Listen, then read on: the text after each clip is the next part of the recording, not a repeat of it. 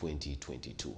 And in his address, many people expected him to focus on escalating commodity prices and government solution to that. Well, the president began by looking at the killings that had happened in that week and the week before. He looked at issues of vaccination, climate change, and then he talked a bit about government's response to escalating commodity prices, where he said that government was not going to intervene in commodity prices, and neither were they going to give subsidies as far as fuel was concerned. Well, the president then announced that he would be coming back today to give another address, and people were anticipating that the president was going to focus on commodity prices. In fact, at the beginning of his address, the president said he was going to touch on that issue. Well, after his address, did he give the solutions that many Ugandans were hoping to hear? Our panel will let us know. Let's meet our panelists.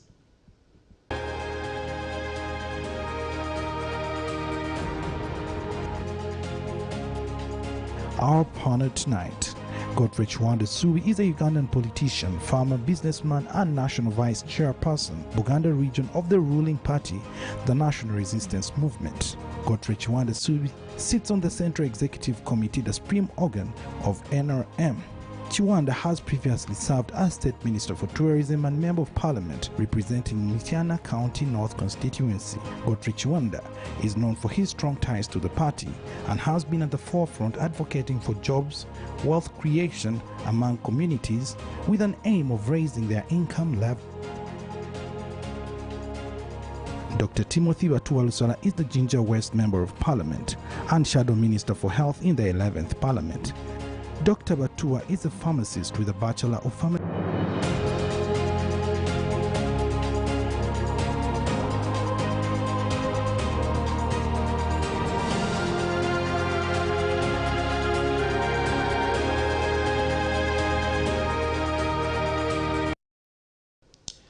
Well, if you watched us last week, you realize that because the Honorable Chiwanda was a guest last week and is a guest today, we loaded the wrong video there. But our three panelists, we have Dr. Patrick Wakida.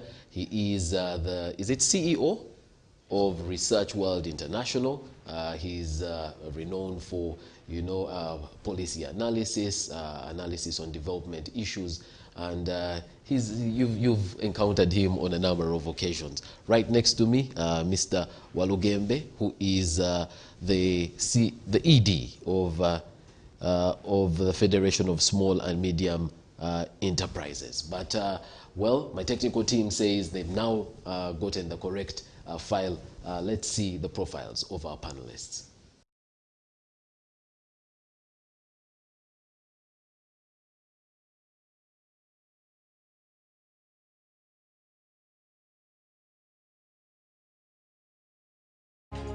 Our panel tonight.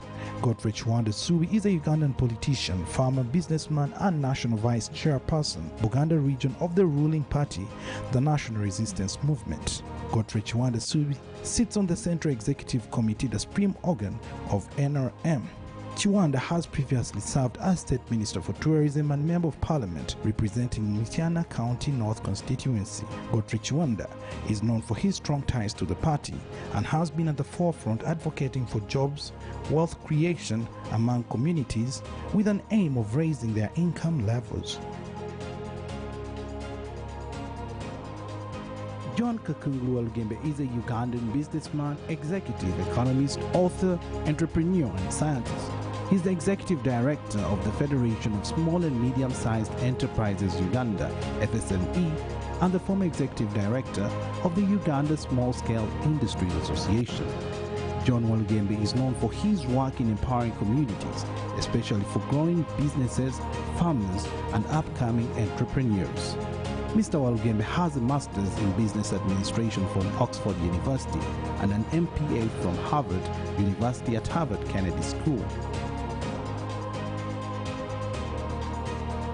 Dr. Patrick Wakida is a researcher, policy analyst, founder and chief executive officer of Research World International, a prominent research firm in Uganda. Dr. Wakida specializes in different kinds of research, ranging from business to business research, which is a market research, social research, which includes politics and governance, operation statistics, among others. Dr. Wakida has worked on more than 100 research projects comprising a wide variety of international markets, medical, financial, insurance, IT, automobile, and political. Dr. Wakida holds a PhD in social policy and research from the University of Warwick. Ladies and gentlemen, our panel tonight.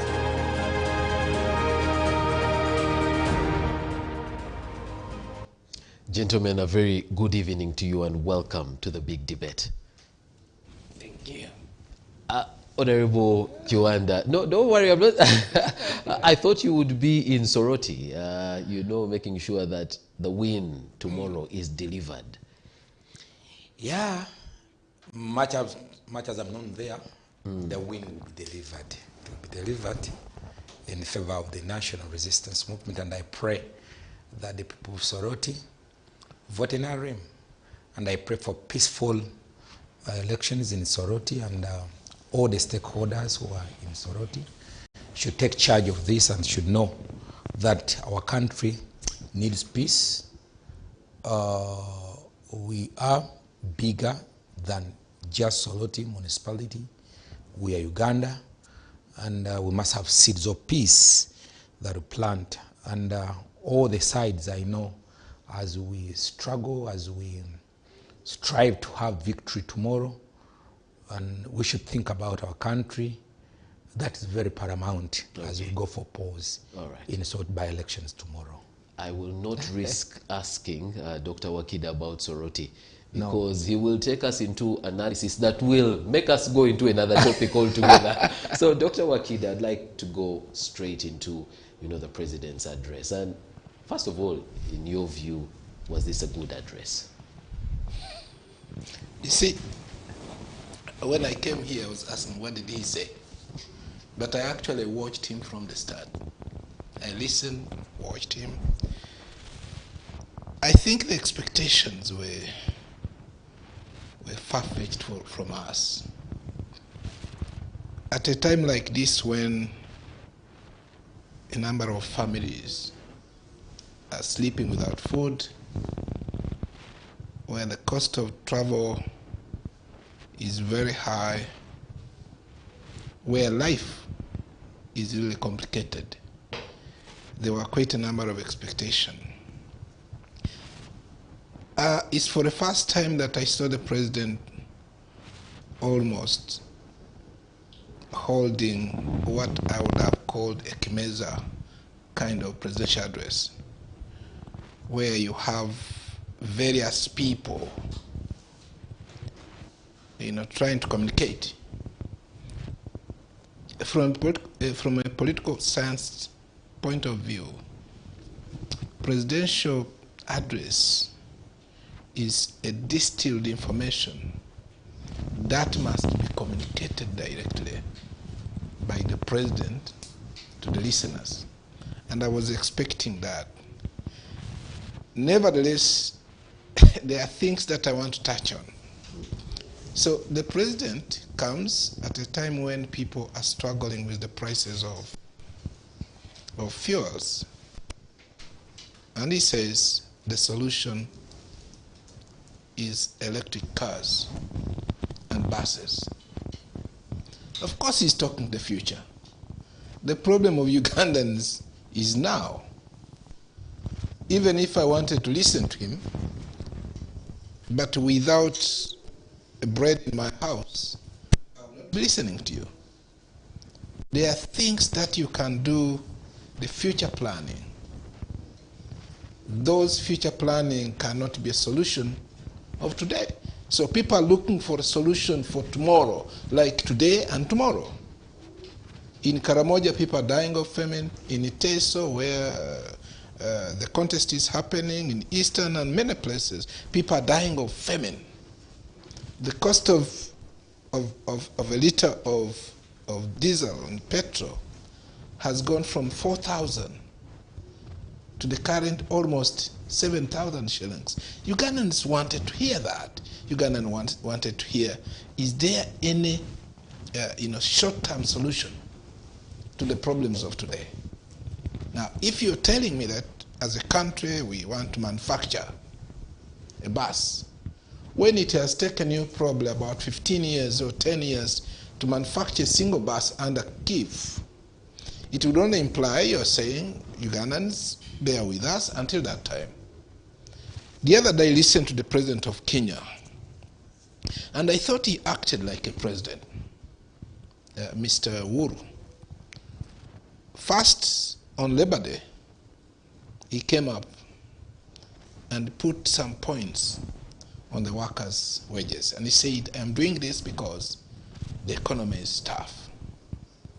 He came back recently, about 2 weeks ago, and he says, I am capping the price of diesel and petrol and a number of commodities. Now, that's the president.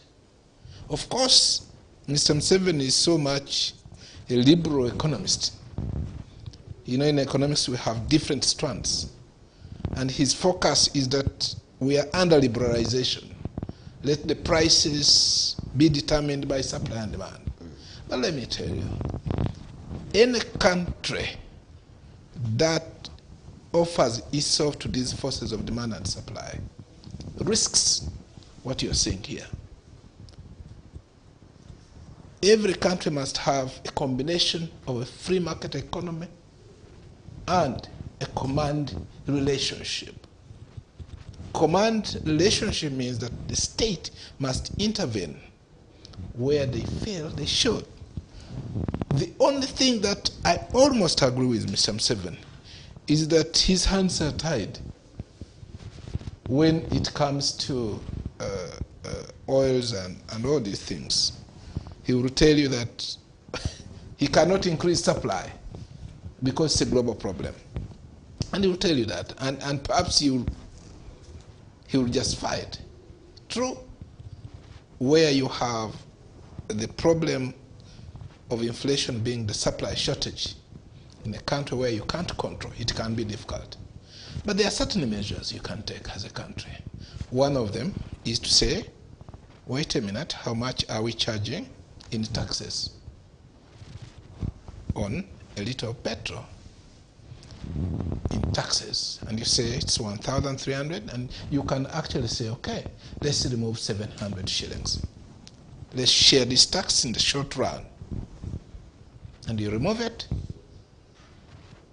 so that the prices of that product, like petrol, seems to have dropped.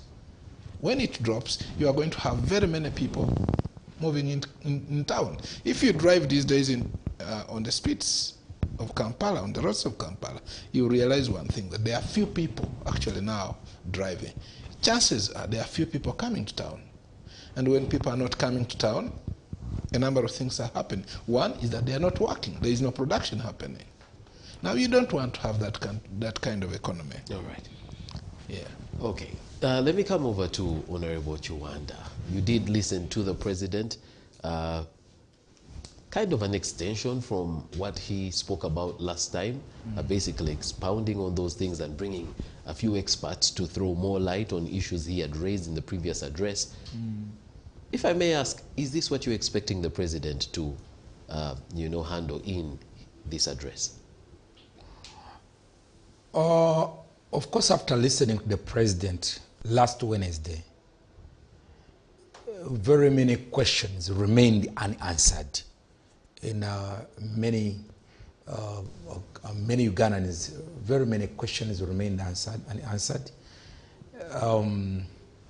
because of the fact that some people expected a quick fix of the problems.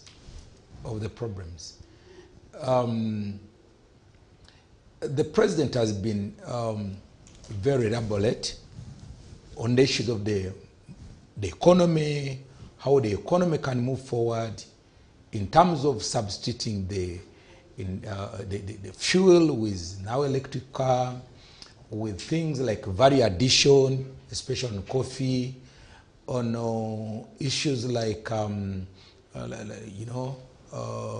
environmental changes that have been caused by the use of fuel, and why this actually has also affected our country in terms of environmental well-being. And really, all these are real issues. They are real issues, and as a president is concerned. But as Mr. Wakida is saying, is that if my wife, if I wasn't able to move my car from my garage to yesterday or today,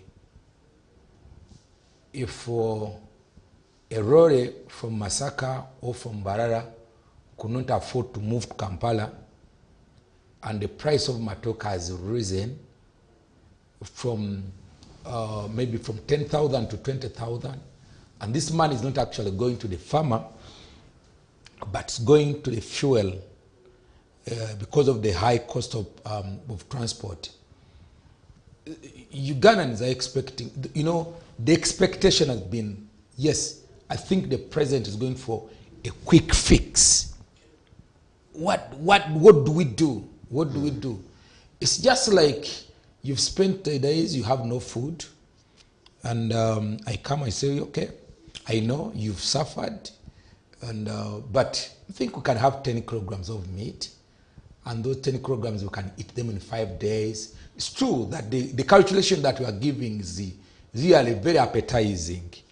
You are talking about meat, you can talk about the matoke, you can talk about this. But the problem I have today is for dodo and wogo, so that I can survive for another day, because that's where Uganda is now. Of course, when you look into the city today, on the streets, at the economic activities, into the shops, if you go to the cafes, if wherever that you visit, restaurants, you see a very big decline of the economic activities that are taking place. Of course, the talk is the high cost. High cost. We cannot afford to come to town. We cannot afford to have these people. People are laying off people because you are going to be faced with the problem of unemployment. You are going to be faced with a problem of insecurity, because when people are redundant and people are not working, you expect more violence, you expect all these kind of things. Of course, the president has admitted that when you look at the factors that actually have contributed to this, has actually brought 2 factors. One is COVID-19, which is a fact, and another one is the increasing cost of fuel, which is actually beyond our hands. It's beyond our hands because... Well, for COVID-19, his solution was vaccination. So the escalating price of fuel, what was his solution? No. Even with COVID-19, because when he was bringing that, he was saying that what has caused us to go into this, right? It's because of the effects of COVID-19. Yes. Some factories closed, yes. And by the time they opened up, they couldn't now match. They were not producing, yes. And all that. Supply had gone down. People even moved out of those businesses. When demand came back up, yes. The supply of course, could the not solution meet the he gave demand. on fuel was one that now that we've not moved to the new world of having electric vehicles, the best that we can do is to minimize, the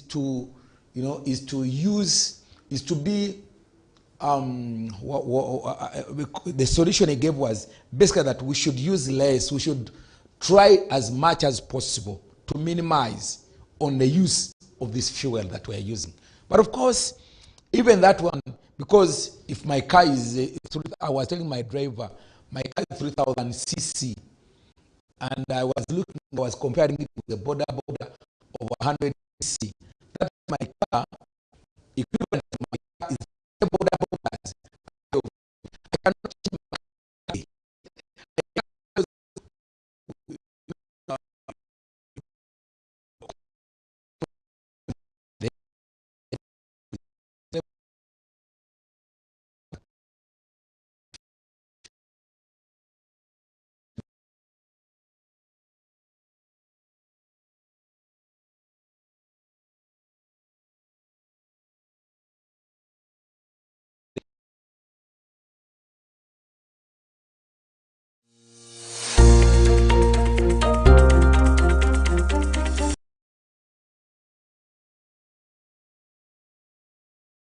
admitted that as a country, we have very little to contribute to this. We have very little to really to solve onto this problem. But of course, as Mr. Wakida was contributing here today, there's something that has come to my mind, which I don't even come with when we are going to have this discussion.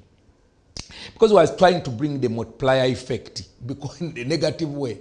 Of course, when you look at fuel, if the price, let's say, if the taxes are 1,400 shillings per litre, the president is saying, once you reduce probably to 700 or 1,000 shillings you've reduced from that fuel, that means you are touching on the tax base. You are touching on the on the budget, because this money that is in the budget that actually going to work, it is already being budgeted for.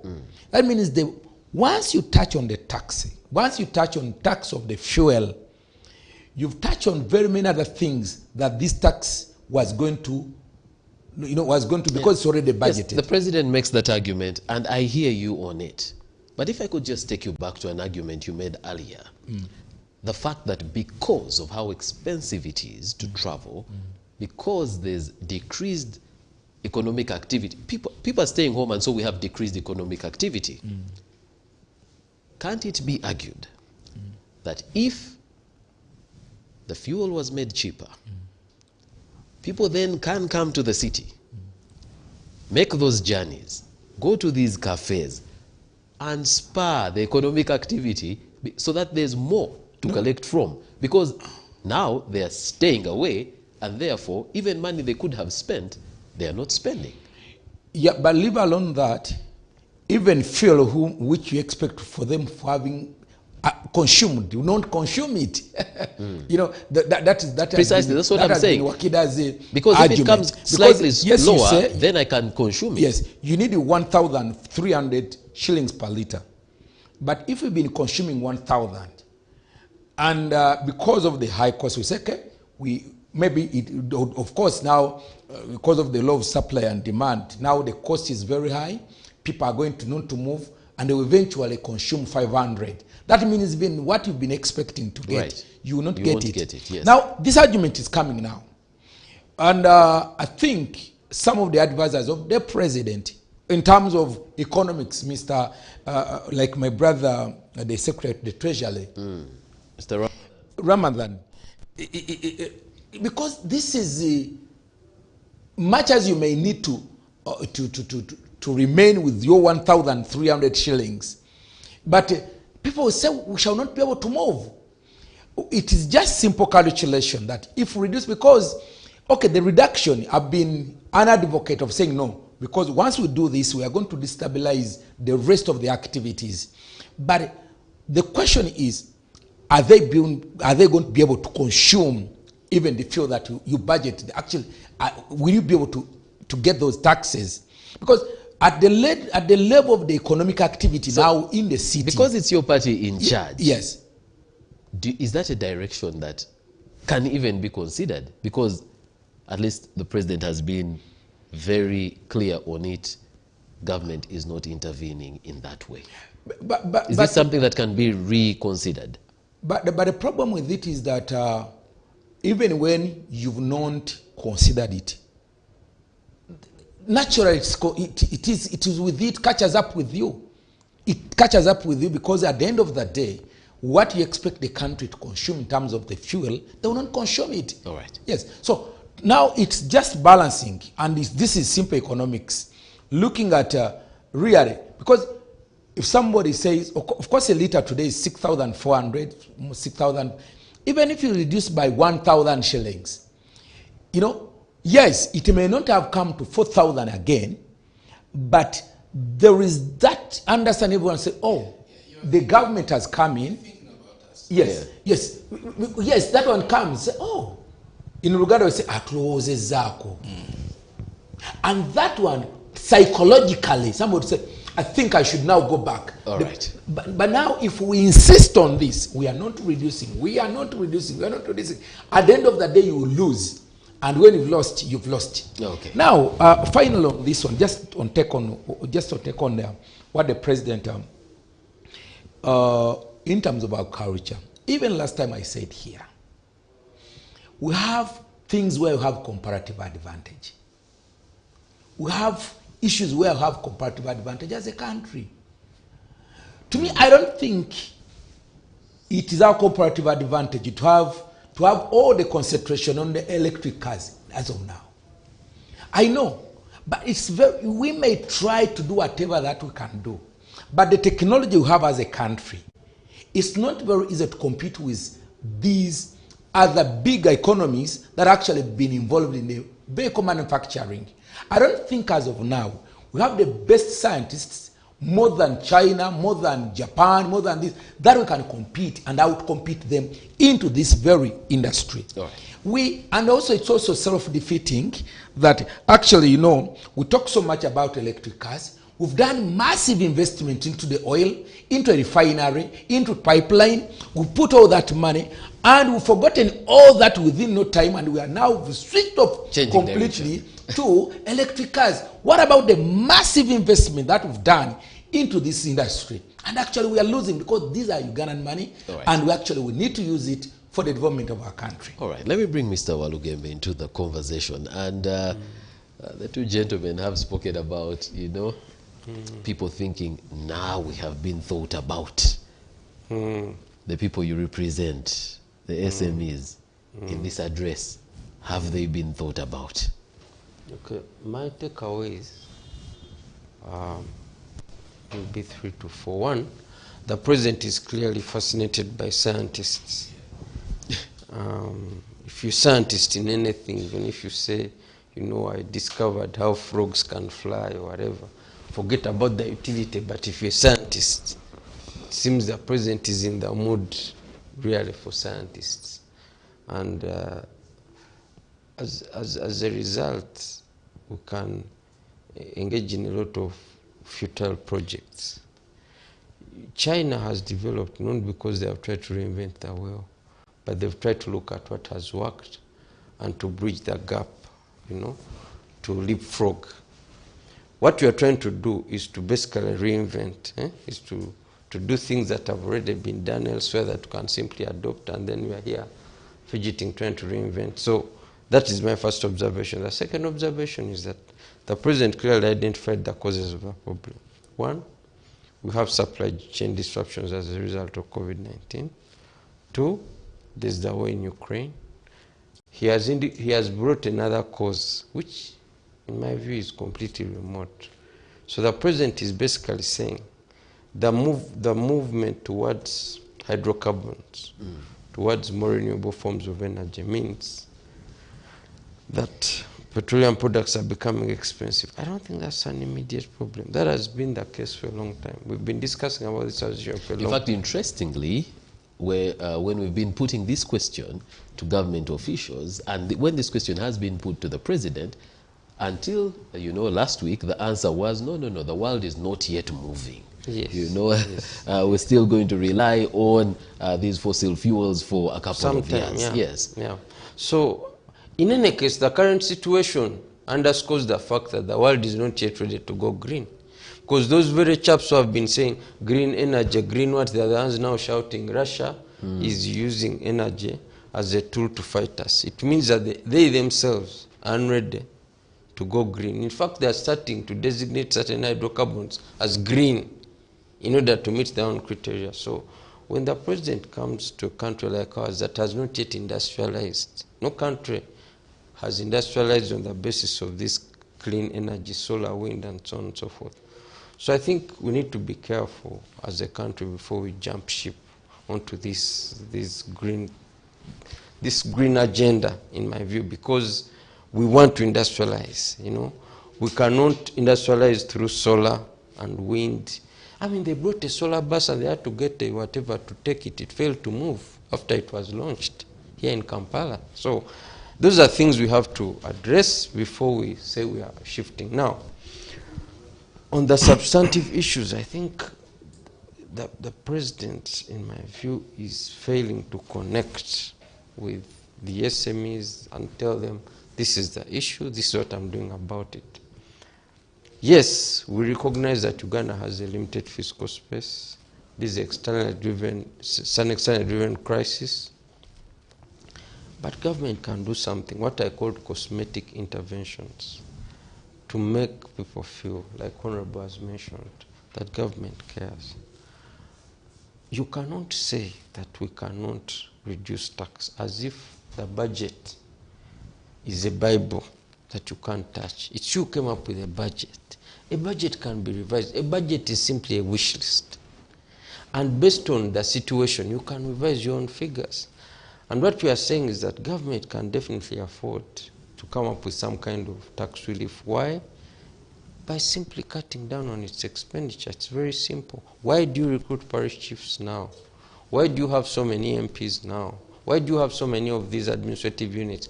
There is room to cut down on these things. And then on the issue of a subsidy, I mean, strictly speaking, a subsidy in our context may be unsustainable, but you can have a short-term subsidy, again, as a cosmetic measure, in order for people to feel that, well, government has attempted to do something. Right. You can be a poor father and go back home and say, you know, I really desire to buy you meat. I'm unable to buy you meat, but I've bought beans and some nuts. Let us maneuver with these. You're basically trying to explain the situation and trying to see, you know, how your family buys into this. And I think we are failing on this front of showing empathy, of showing that it's a difficult situation. We are trying to do everything in our part to help. And I think in that regard, therefore, I feel the address fell short. Right. Yes. Mr. Wakida, the president spent quite a bit of time talking about electric buses, and considering the comment that you made, you know, somebody has sent me a message, and in this message they are quoting the words of Henry Ford, the founder of the Ford, you know, Motors. And it says Henry Ford is accredited to have said, if I had asked people what they wanted, they would have said faster horses. We shall always have the faster horses mentality. People who believe that focus shouldn't be on new technology that is disrupting or changing or challenging the status quo. But that shouldn't hinder the Fords from transforming their lives eventually for better. Yeah. Could this be our for better that we have a chance of doing now, and we should take that chance? You see, the presidential address today was not to give us the strategy for 20 years from now. That's not what I expected. That's not what you expected. And nobody is saying that's the wrong strategy. I lived in Europe for most of my time. I was in Moscow. I saw the tramways, the electric, you know, buses, the electric trains. I've seen them in Europe. I've seen them in the US. It's a good thing. The question is, today people are not moving to go and work because the prices of gas, I mean petrol and diesel, have gone to the roof. That's the issue we're discussing here. I like Mr. Museveni's idea. By the way, he comes out as somebody who has an idea. The problem is that he projects as if he became a president 2 days ago. And for me, that is the problem. You have a president who has been in power for the last 36 or so years. He has been in government for the last probably 50 years because Mr. Museveni was a minister in Obote's government. Those ideas I want to imagine if he had projected them 20, 25 years ago, we would be having this. Isn't it? When any party and Mr. Museveni came to office, there were trains. You needed to board a train to go to Tororo, to go to Pakwach, to go to Gulu, to go to everywhere. Today, you will find structures in the ways of the train. The train, the rail land has been grabbed. The trains themselves have been dislocated. In the last address on the 20th, he said yes, they're going to fix those. Yes, The issue is we're going back to the meter gauge, I believe it's called, as our neighbors are going to the standard gauge. Like but he says those those are ideas. going to be fixed. Now, if you're talking to somebody who experienced that, and you are coming at a time when they have a crisis and you say, we are going to do that, he will think that's a joke. He will never take you very serious. In fact, I tried to study how many liters of petrol and diesel do we consume a day. We do about 183 million liters of the same. If you tried to see how much tax does government collect from that, you come to a parity of money. What would be the impact if government removed that and said, let's give relief to those who can still go and work? It's still not going to be a lot of money lost. The biggest fear which I've heard from some friends who are economists is that lowering or subsidizing these products would introduce smuggling of our products, the neighboring countries. But if you look at the East African market of petroleum products, again, Uganda has the highest price of petrol and diesel. Even for Rwanda, for which most of their products have been passing here in DRC, still ours is the most expensive one. And people will not understand when you say you can't do anything about it. And that's what you're saying. All right. But let me conclude on this. So, is Mr. Museveni and any other mobilization of science wrong? No. We should all be thinking about that. I don't blame him to think that we needed these electric buses. My point is, fine. There is a long term, a medium, and short term. Right. The problem now ranges between short term and mid-term problem. How can we address that? All right. Mr. Walugembe, we need to be going for a break very soon, but you know, when we have conversations like this, we definitely talk about the fact that our economy is, you know, private sector led, and the private sector is largely the small and medium, enterprises. Now, is there a way in which we can look at these enterprises in order to bring the life we need in the economy back, so that things can start to, they will not go back to normal, but for where we are, to a near normal? No, I think we can look at targeted tax relief measures. We can look at making sure that for transport, I think if we had invested in public transport, it would have made a difference. Because as people park their cars, the issue what is not option so do you much use? The issue, because the president, this discussion around the cost of transportation has been here for a while. The neighboring countries have invested in a standard gauge jury. I don't know why we haven't. Now, but that wouldn't be the solution in the short to medium term. The issue is a light rail. A lot of people, economic activities in Kampala, is in Wakiso, is in major towns. How do you make it easier for people to move from a personal kind of basis? If you look at most of the people now, they live outside Kampala and the transportation is terrible. So people have to drive. People are staying in Nakwero, they have to wake up in the night to drive to Kampala. There's no taxi to bring them directly, which was the case then. So for me, if we really focused on certain interventions that would help people, and I don't even think this light rail kind of project can be executed in the short term. But I think if we looked at tax relief measures, if we ensured that more of our SMEs are supported to take advantage of public procurement opportunities. This morning, what Parliament trying to see how the local content bill can be taken back to the president for assent. In other words, we want more of our local companies benefiting from the resources in the budget.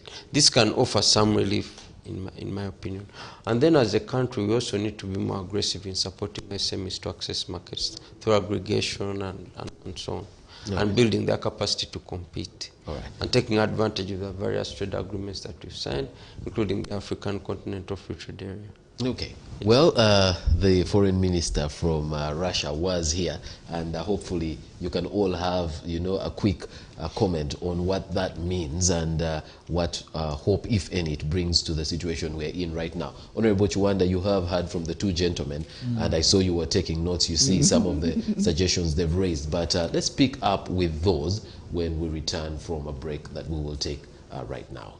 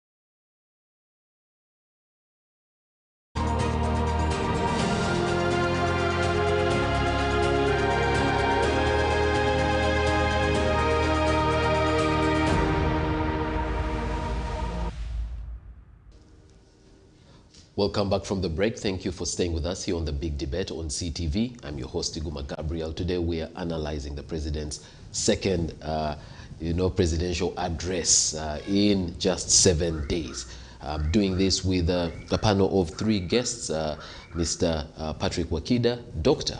Patrick Wakida, the CEO of Research World International, the Honorable Chiwanda Subi, who is an NRM SEC member representing the Central Region, formerly a minister. I think the last was Minister of Tourism, State Minister for Tourism. And then Mr. John Walugembe, who is the Executive Director of the Small and Medium Enterprises. Well, gentlemen, before we went for the break, some suggestions had been made by the two panelists, Dr. Wakida and Mr. Walugembe. Well, Honorable Chiwanda, are these solutions that can work? Are these solutions that the NRM can take on as, the party in government? Yeah, I just want also to... And if I may, if we could just start with the solution on SMEs, the one on targeted, because it was done in the first COVID lockdown, wasn't it, Mr. Walugembe? No, we've not had any. It wasn't for SMEs? No. There was some funds that were made available. But as a country, we have not put in place any serious form of tax relief. Okay. Since the pandemic started. All right. Yeah. So, yes, Mr. Chwant.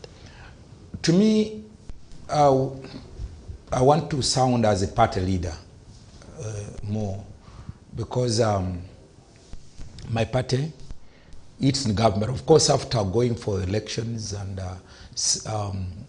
selling the manifesto to the communities, they buy it and they vote for it. When they voted for that manifesto, we hand it over to government. And of course, government is a composition of very many other parties. Today, Mao is in, the DP, imagine my sister. The man swore in to that, you're already blaming him for things No, not just blaming him, but of course, leave alone at the cabinet level. We have very many other people who are actually Democratic Party, but working departments and agencies of government. They may not necessarily be proclaiming that they are DP openly, but their beliefs, because they have a right to belong. And of course, he's not the first one. You have people like Betty Amongi. You have, my point is that after a government has been voted, a party has been voted, it forms government. And not necessarily that government should be coming from one particular political party. We don't have that law. So now I talk more. When I come here on these panels, I really represent the party and the party views. Because we put task to government, the lead of government business. For example, Right Honorable Nabanja, we put her to task as a political party. The manifesto should be put into practice. We should implement the party manifesto, because that's my capital. If it's not implemented well, I would definitely lose power. One thing that I should actually think about now, the president should use more of economists now, other than the scientists. Because the problem we have now is more economical than scientific. Because you cannot be using the same, you cannot have you are using the same person, a person who came here to convince us about COVID, talking about issues about vaccine, about what, and you think the same is going to solve the economic problem. This is economic problem. Mr. Akira has given you the calculation. How many liters of fuel do we use per day? Now, when fuel comes to 7,000 shillings, how many liters are we actually consuming? What could be the consumption if this fuel has been reduced by 1,000 shillings? And how much money are we losing? That cannot be explained by an economist, by a scientist now. That means now you need an economist. You need to have this explanation. Yes, because the discussion now is not about the fumes. Yes, the fumes are there in science. The fumes are, we don't need them. We actually, that's an ideal world now. That's the ideal the president is talking about. But we are not in the ideal as of now, where it's a survival. We just need to survive. How do we make our community to survive for another day? That's where we are today. And if we are there, it's the economists now to give the cost-benefit analysis. And if we do this, because actually when we talk about subsidies, when we talk about this, it's not actually wastage than the way the president was putting it, because the president was even used the word, it was a word that actually says that we get involved into this dirt. We are dirtening ourselves more when we subsidize, when we do all this. Yes, actually it could be now cleaning up. How many people are remaining home? It's a big question. How many shops are closed? When these shops are closed, what's the effect of the food coming from Barara? How many people are not taking milk? And what's the effect? Is the subsidy on taxation going actually to have actually benefit us somewhere else? And these are economic issues that need to be discussed. Right. And if that is to be done, the Minister of Finance should bring a paper. This paper should be brought to cabinet. Therefore, the Minister of Finance, with his department, I hear there is a Minister of Finance, Planning and Economic Development. That's their work. They do a researched paper. and present it to the president. And I expect the president, by the time he comes, he is presenting an economics paper. And if this paper is presented, then the same paper can be presented, it can be also debated by parliament. Then, so that will, because the President Museveni is not saving the money in his kraal. No, this is not his kraal, that he's saving money at Rwachitura. He's looking at Uganda. He wants Uganda to move forward. And if Uganda is to move forward, basically these are things that we need to put in place. And the best way to have that is to have an open discussion economically. That open discussion, once that open, and nobody's going to be blamed over this. And if there are certain things that we may not be able to do, like extension of power, doing some roads, if some roads are not being able to be fixed, that's okay. Uganda is not ending tomorrow. We can fix them the other year when things have stabilized. Because the president is saying that if we reduce the tax, we shall not be able to do this road, we shall not be able to do this. Yes, but we've lived in these maram roads for very many years and we've not died.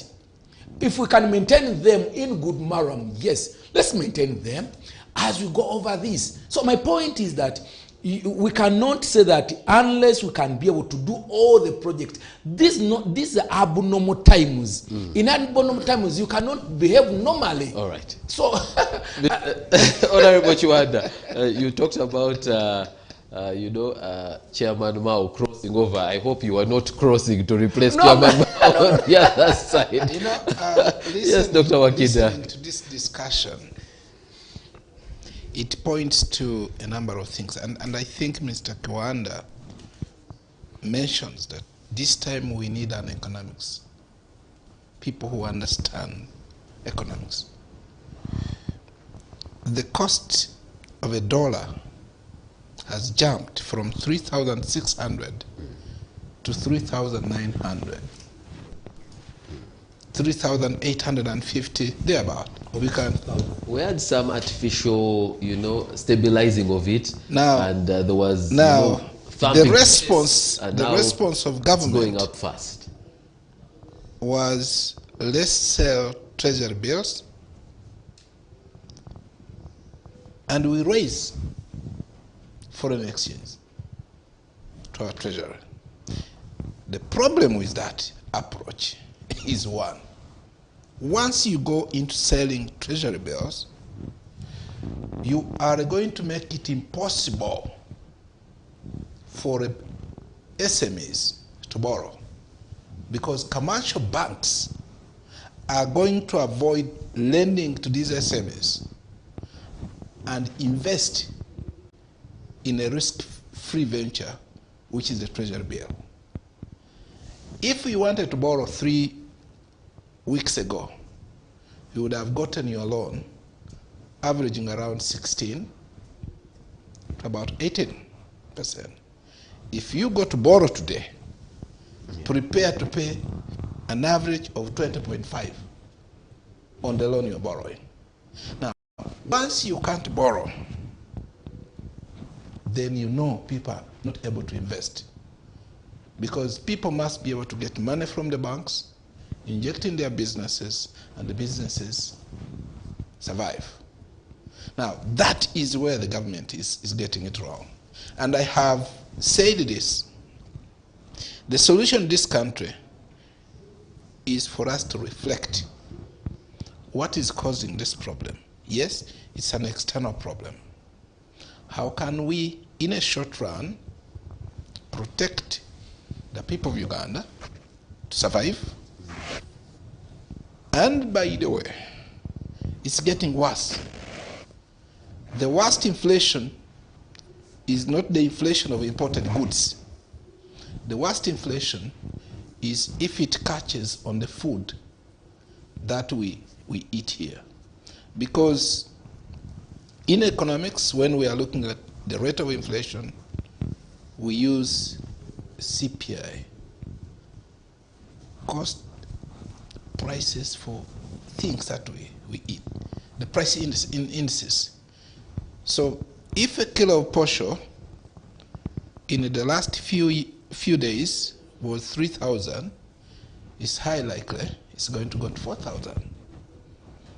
A kilo of rice is going to go up.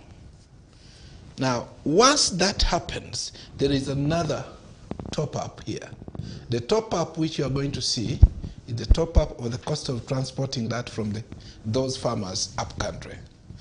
The farmers up-country have faced already drought. 2 seasons, they have not had food. So you are going to have the fuel inflation, which is imported, and then the local inflation altogether. That is not going to make this country. In fact, if you went to the bank to borrow today, they are conscious of lending. They will ask, what are you going to invest in? Because the demand is down in the market. Okay. This economy is coming to its knees. If you look at few people now are importing things from outside. Few, by the way. Few people are bringing in things here. Few people are visiting this country. So you have very little money in terms of foreign exchange. You have very little foreign exchange crossing the border to this side. You are going to be here with Mr. Tuanda and his government and the president, bringing scientists. Scientists do not make short-term solutions. The person who manufactured that bulb, it took him years and years. People talk of 600 or so years. It's there. Now, people don't want to say don't talk about that. But at the time like this, a head of state, you must be sympathizing with people. Even 50 shillings deduction would make a difference. Okay. As we look for ways of, increasing the foreign currency that's coming in here, really exporting more, one of the solutions that has been given and was spoken about in this address and was touched on in the previous address was value addition. Particularly, coffee was singled out. Somewhere in the conversation, cocoa came in, but it really was about coffee. And it really is your members who are in these business. Yes, they're not the farmers per se, but that's not where the value is moving. The value is moving amongst your members. Is this something that at least is a positive for the SMEs? Yeah, I mean, it's a positive, but at some point I thought that the executive director of the Uganda Coffee Development Authority was rather misleading the president. The demand, most of the demand for coffee is not for instant coffee. People in the West prefer that they import the beans, and then in these coffee shops they basically make the coffee when people are looking. It's fresh. They like fresh coffee, not this instant coffee of which they bring here. The reason they bring that in Africa is because for them they don't like it. So we shouldn't fall into that trap of trying to add value here and then to export. I mean, that's what we would want, but that's not what the market desires. That's why this whole conversation of saying let's bring an investor, they add value here and stuff like that is theoretically correct, but in practice, that's not what happens. What I would say is that let's look at products, yes, but let's also look at services. Ugandans are intelligent. Let's look at the creative sector. How can we start exporting that? What do we have to offer in education? Recently, we've had one of our, I don't know, contestant in Kenya indicating that he qualified from Uganda. He didn't. There's no evidence that he traveled. There's no evidence that he attended lectures. There's no evidence that he was examined, but he had a transcript from a Ugandan university. Now, if I was serious about exporting Ugandan education, as I think we should, this is something we should have taken seriously because it undermines the brand. So for me, we need to look at those areas where we think we can be competitive and move. Because this coffee, this is what the colonialists left us with. We need to take it to another level after all these years. So coffee is good, we are strong in it, we can grow it, but what else? So I think the service sector, for me, holds a lot of potential, and we shouldn't just look at the traditional sectors, tourism. And then for tourism, we shouldn't just market the usual, the lions, the this, the that. The United Arab Emirates now is investing in one of the biggest parks, so people won't have to come to Africa. They'll just go to the UAE and see the lions and see the elephants and see all these things. And they're trying to give them the kind of experience they would have here. What they won't get is the weather, but the rest of the experience. No, they'll create everything. They have the money. They have the money. And people want, Ugandans, the challenge is sometimes you have planners who are planning for tourists, but they have never been tourists themselves. The only time they go out is when they are going on government delegations. So sometimes you ought to be a tourist to understand what a tourist is looking for. No? So we need to look at what to...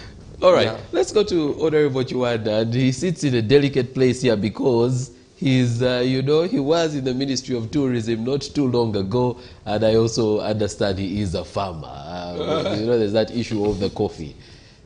Yeah, first of all, I don't know who deceives the president that Ugandans are not interested in the value addition of the coffee. That's wrong. I mean, who? Because this is about opportunity cost. This is about, yes, it's about because we need to maximize the income. Every Ugandan is if there is a sure way of exporting processed coffee and has the market, nobody in Uganda is not interested into that. So I don't know, somebody is deceiving the president. The president labors so much to explain to Ugandans that actually we need to export processed coffee. That is self-explanatory. We all expect that because that's high value. I was looking at today, and some of these people actually, some of our people, especially the technical team, at times misleads the president. Because how can a chief executive officer of UCDA comes out with a statement that people need instant coffee? Because even personally, it's not so selling. Even in Uganda, if I come to your restaurant and the coffee you have is instant, definitely that's even low cost, that's low value coffee. I need of course, when you're buying instant coffee, it's maybe what, 2,000 shillings, maximum 3,000 shillings for the cup. If you're getting the brewed coffie, coffee, you're upwards of 6, 7, 8,000. Yes, there is no way. I don't know what Mr. Emmanuel was explaining to the president, telling the president that people love instant coffee. Who tells you that? Because first of all, it's even unpopular, even within the country here. Very many people, they go to the restaurant, they prefer the brewed coffee. You go to Sheraton, go here.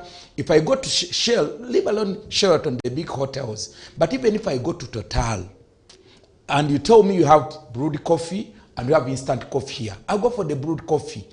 Personally, yes, because I know you are taking real coffee. And that is it. Let me tell you, because even if we talk about Ethiopia, you go to Ethiopia, you will not see instant coffee.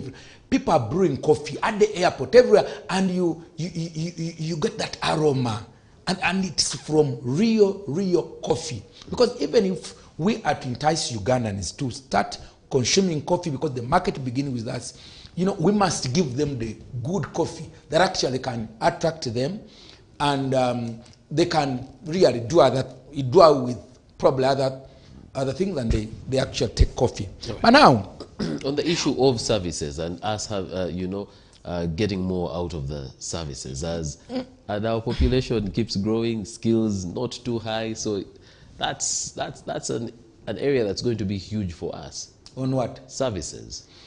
Yes, on services, but I want also not to forget that when we go because as we believe in the forces of demand and supply, as we talk about our coffee, we are not going to consume the whole of it. We must know, what does the customer need? It's also important, because you are not going to dictate.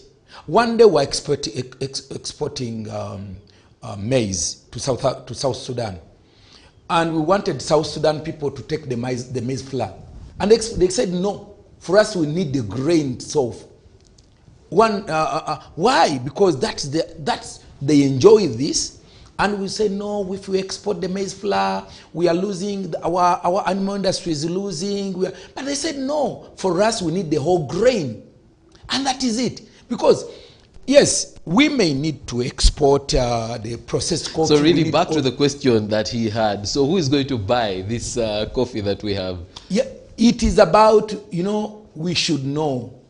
Now, and this world where we are is a world of substitute.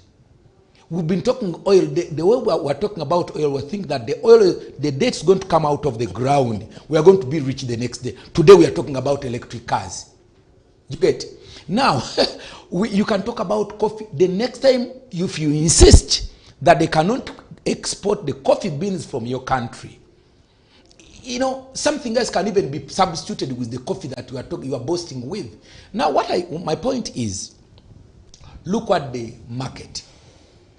The good thing is now that very many things are coming in the screen. I grew up in a coffee district, Mitiana. But when we were selling coffee, we didn't know about these things about screen 18, screen 14. But now all these things are coming in. If there is a price, somebody offers and say, I'm offering this price when I'm taking coffee bean of this particular screen. It's about the price that you offer. Yes, if you can add value and get more money, that's okay. But now, actually where we should now put more emphasis is on there are three things actually we always lose in agriculture. I call them 3 P's: production, productivity, and price. But most farmers talk about production and price. They talk less on productivity, because what actually do we get out of the land? Out of an acre, how many kilograms of coffee do you get per tree? Our concentration is on there. UCDA as of now should be more on productivity.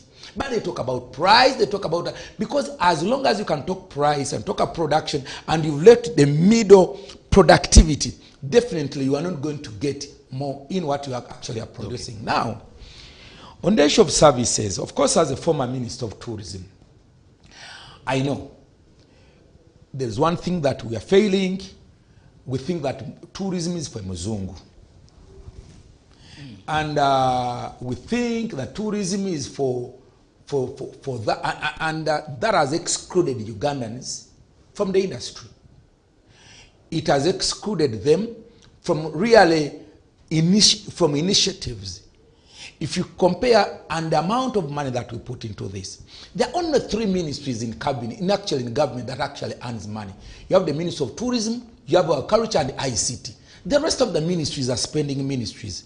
But you look at the budget, the allocation on these ministries. The spending ministries are having billions and billions. If you go and check on actually the budget, how these ministries are funded, really funded, you will see the last one is ICT, second last is the tourism, maybe agriculture is but you will not find them in the and these are our cash cows.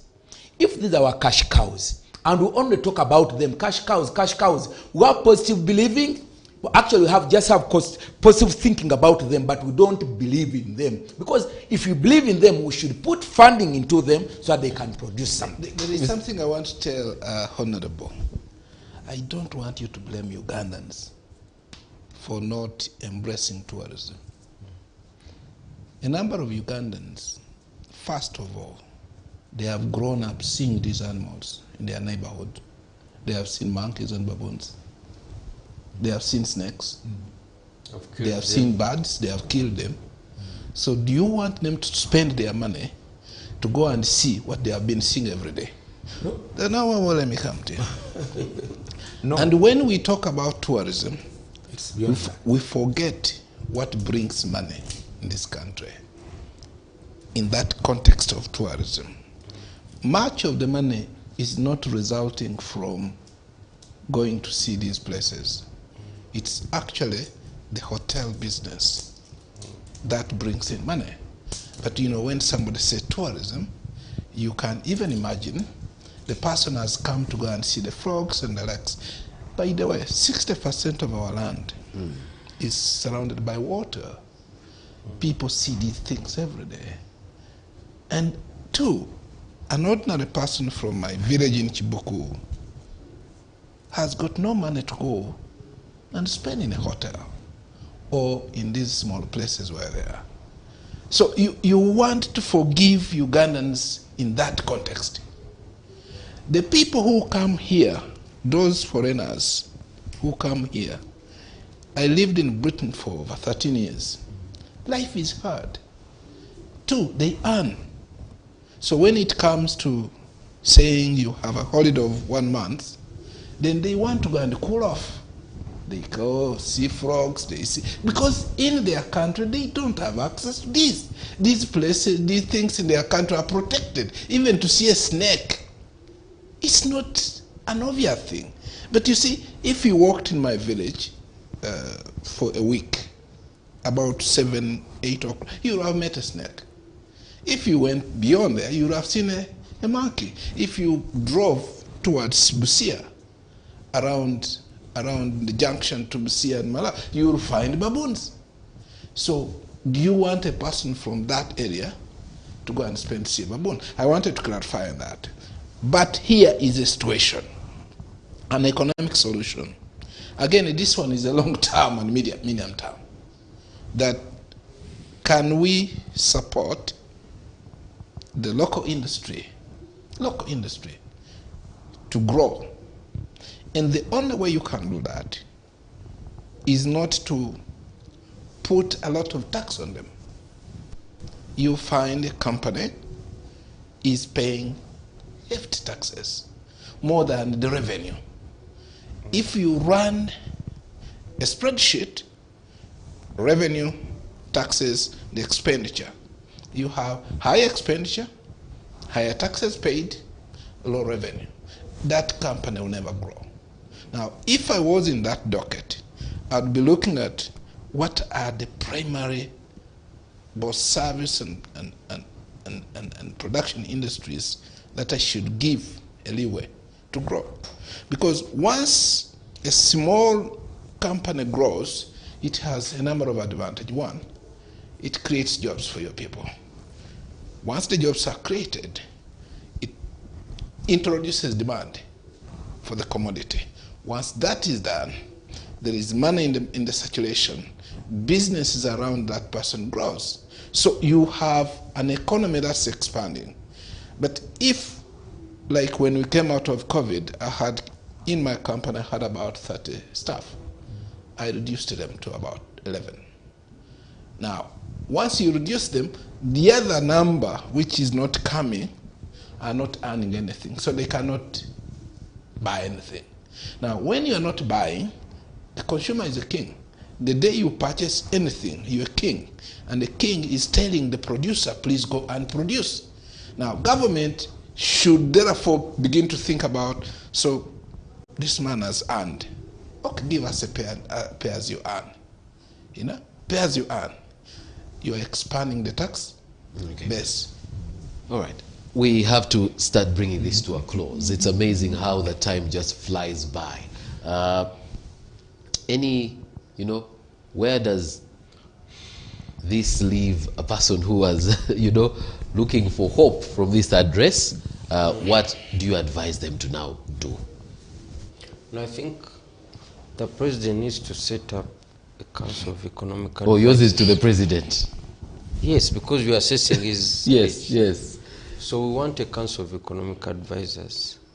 The scientists have done their part, really, because from COVID they've been advising when to close, when to reopen, and so on and so forth. We like them. I'm a scientist myself by background, but I think this is now time to give room for economists to ensure that we don't lose it as a country. And for small businesses especially, they need to feel that government cares and is not out to maximize revenue at the expense. Because if you say we are not reducing tax, we are going to concentrate on compliance. And at such a time, if you introduce penalties of 100 million, if you say if you make a wrong entry, you'll pay a fine of between 30 to 50 million to 100, and you find that URA generates more money through fines and penalties than the actual tax.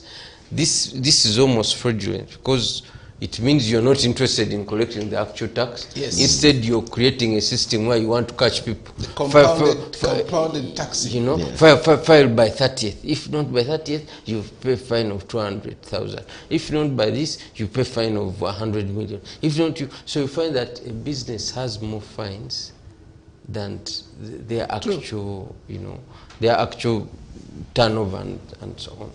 And such a system is a disincentive for people to open businesses. And if people are not opening businesses, and if businesses are not going, you're not creating jobs. So as a government, you may look at this business primarily as a source of tax, but they're helping solve a lot of social problems through the creation of employment. Otherwise, if you have a lot of employed people, now you have to use the money you have to create all these, to invest in the parish development model and things of that sort, because you want to avert a social crisis. So for me, I think there is need for more discussion. There's a Presidential Economic Council, but I don't think I think it has politicians and other people. We need robust economists who can give solid and objective advice so that we support our economy. What do we lose if this is not done in the short term? No, it's unfair to us, because other countries have structures that ensure that, because you have, what do we have? Who advises, apart from the Minister of Finance and the technocrats, who actually advises the president on the position? For instance, he has taken a very firm position. We are not going to cut. We are not going to offer any form of tax relief. We are not going to offer any form of subsidy. And the reasons he has given are also not genuine, because in the last address, the president was saying, we don't want to babysit. I'm paraphrasing. We don't want to babysit Ugandans. Instead of saying, no, our fiscal space is limited, and so on. So who is giving the president this? Because he's taking a very strong position in this matter, and I think it's basically ill-advised in an uncertain period. Because if government was able to say during the lockdown that you are going to give food to people in urban areas, this is an equally precarious situation. So I think we need to consider my proposal. Dr. Wakida, your parting shot. I think for me, I'm now looking at the time, and for me, from outside government, the government is on the wall. If you look at our debt burden, it's almost bursting. Times like this, government would have gone to IMF and borrowed if they still had space. So they can't. At the same time, they have to continue squeezing you to sustain government, which you see, which most people think it's too big. When a government stays in power for a long time, it becomes a problem. And Mr. Kawanda will tell you that the reason why he has all these RDs and deputy RDs and all these people is not because in office. In fact, in effect, their biggest job is nothing to do with improving the lives of people in the villages, but rather mobilizing for regime to survive. And I think that's where most people are coming from. They are saying, Mr. President, you are telling us to be frugal, but you are not being frugal. okay. Even in government, you continue to appoint this and that, even when you know there is a wage bill to pay. Two, you have all these expenditures. In fact, I had somebody who says that the president spends 2 billion shillings every day. And that is not to say that he shouldn't, but it's just to say, how do you show people that I used to spend 2 billion shillings last year, but you see my budget has dropped. Then people would say, yes, I think the president also realizes the problem.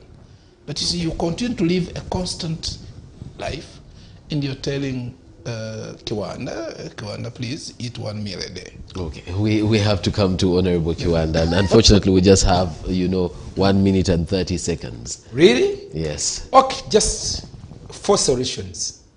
Number 1, when the president talks about minimizing the expenditure, it should be visible. It should be visible from government departments. It should be visible. People should see. Yes, people should see. Our employers told us to stay home. Government can tell the ministers to stay home. No, sometime when I was in the cabinet, government had come up, actually the Minister of Public Service had come up with a rule that no minister is allowed to drive a vehicle of 4,500 cc. All ministers are supposed actually to drive vehicles of 3,000 cc. But if people are still continuing seeing ministers, having a lead car, a backup car, and a 4,000 fuel gazer of, at times I came across my friend, I said, how much money do you spend from here to the constituency when you have 3 big vehicles of this kind? Yeah. So that's a lot of fuel. And it's very difficult now to go and tell a health worker who has spent 2 months without being paid, for you've gone with 3 vehicles, a lead car, a backup, and another one of 4,500 cc. That one is not practical. All right. Number 2. Yep. Number 2 is that His Excellency the President and government should think about postponing some of the projects that I probably would needed to be done. All right. Because we understand nobody's going to blame government for having not fixed this road, for having not done this, because it's not basically because of their own creation, but it's because of the situation where we are. So the president should be saved from this burden of thinking that unless this is done into the next 3 months or 1 year, the rest we cannot move. All right. Number 3 is that if taxes where we can have a subsidy, we should have it. Okay. We should have it because it has a multiplier effect, right, and both negative and negative and positively. And finally is on the reduction on the expenditure. Leave alone the expenditure in terms of the cost of administration. There must be a paper. Cabinet should come up with a paper. Yeah. The paper that covers both. Covers where can we do some savings, where can we do some reduction here, so that even the savings can cover here, can cover where the gaps are. And if we do that, and that statement should be economic statement, and the president should use more of economic advisors now, as where we are now, more than the science, because the situation we are now is more of the economic. It is a budget, it's not a Bible. We can touch it. We have to end here, mainly because of time. But the gentlemen had just warmed up and were ready to give us more information. But Mr. Walugembe, Honorable Kiwanda, Dr. Wakida, it has been such a pleasure having you on the Big Debate. Thank you for coming to the show. Dear viewer, thank you very much for joining us for this edition of the Big Debate. We return next week with another edition. From me and the good gentlemen, it's a good night. God bless you. And remember, don't blink.